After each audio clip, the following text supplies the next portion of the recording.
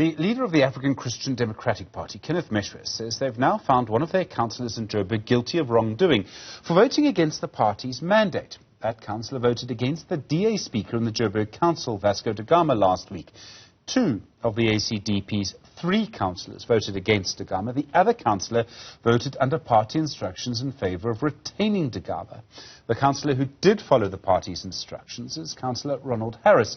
He's also a member of the Mayoral Committee for Community Development in the coalition administration underneath the Democratic Alliance. Mayor, he joins us now. Councillor Harris, good afternoon to you and thank you for your time. What action is your party taking against the 2 councillors who voted against da Gama last week? Well, as we speak, I think there's disciplinary action being taken against them. They are going through the processes as per protocol and as per our constitution. So that matter is still in abeyance. Councillor Ronald Harris was found guilty night before last. Councillor Sitole, unfortunately, has been ill.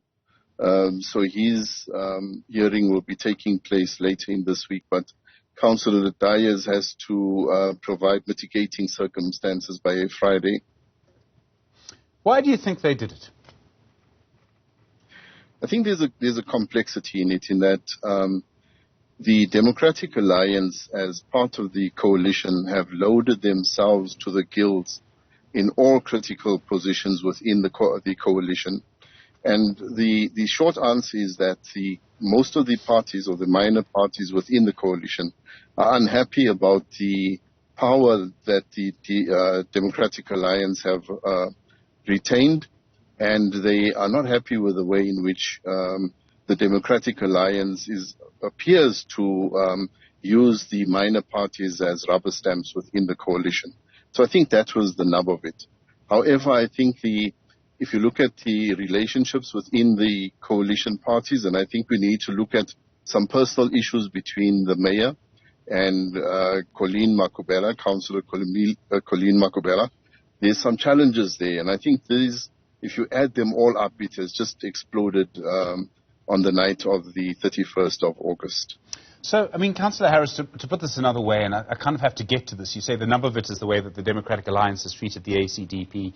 That being said, you did not feel that way, and your leader, Kenneth Meshoe, had insisted, and in fact, I think he said that your 2 colleagues had given him a promise that they would vote in the way that they had been instructed to.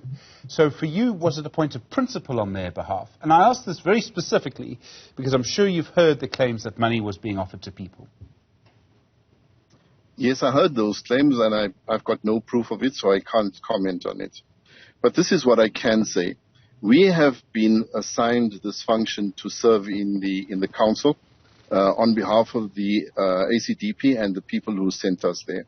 Our mandate was not to go and play political games and to arm wrestle for power within the coalition. That is the function of the many committees that are involved in the management of the coalition. These committees have been set up so that if there are any issues at stake, then these will be dealt with at the proper platform. Now, the councillors that have voted the way they did, I think they had really gone against the ACDP's mandate, because the ACDP was emphatic that we will stay and we will stick with the coalition, and there are mechanisms within the coalition to deal with their unhappiness. It wasn't our function to do it, and the platform of that council meeting on the 31st, that certainly was not the way to voice your dissatisfaction.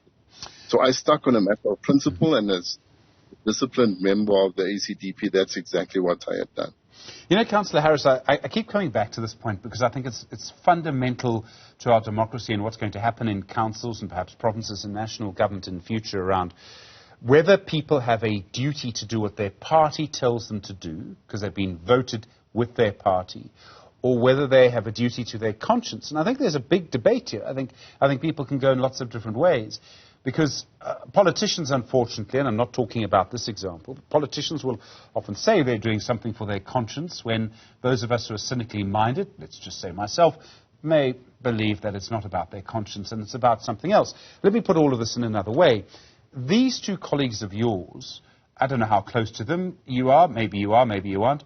They're both leaders in their own churches, I understand. So these are people who claim to have a deep religious faith. That's why they belong to the ACDP. And they still broke a promise. I don't know if that matters anymore.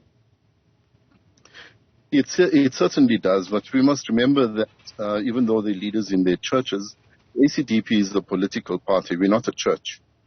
And the ACDP functions upon certain principles, of which godly governance is the bottom line. Godly governance includes integrity.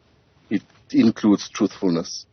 Now, if my colleagues had voted the way they did out of conscience, I'm not too sure in the current state of affairs of coalitions within the South African political setup, whether we are ready to be able to say we will vote with our conscience. Because if we all do, whose conscience is it that is going to be standing out proud?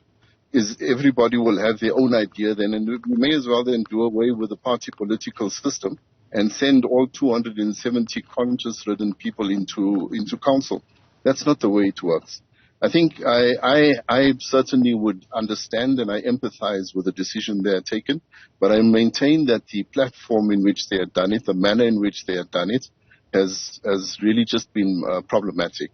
And the NEC, our National Executive Council, will deal with that. You may now have to remove them. As you say, it's not your decision. They may have to be removed from the Joburg Council.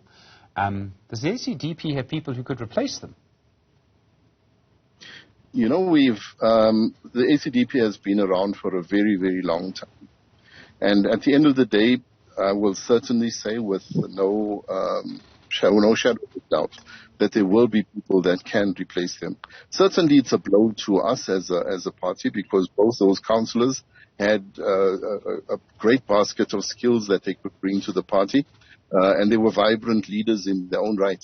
But we cannot, at the end of the day, allow ill discipline and our own conscience, so to speak, to lead us in a way that the party doesn't want to go. Councillor Ronald Harris, thank you, from the African Christian Democratic Party, member of the Mayoral Committee in Joburg for Community Development.